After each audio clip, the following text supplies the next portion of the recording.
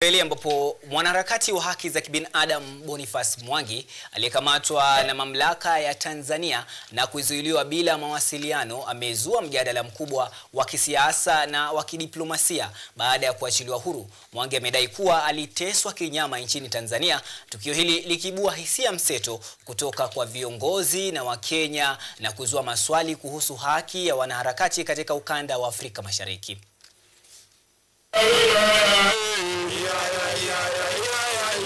Kwa mujibu wa Boniface Mwangi, yeye na mwandishi wa habari kutoka Uganda Agatha Atuhaire walikamatwa nchini Tanzania na kufanyiwa vitendo vya kikatili wakiwa wamefungwa pingu, kufunikwa macho, kufungwa kwa minyonyoro na kuteswa kinyama.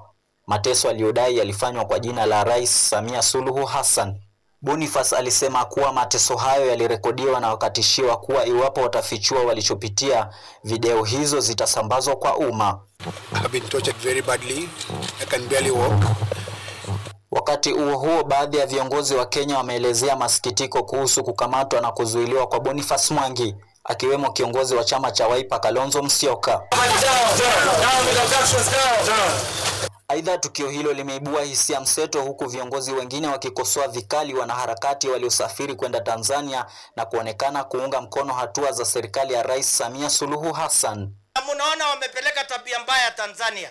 Sisi tunataka kuheshimu majirani nchi zetu za nje.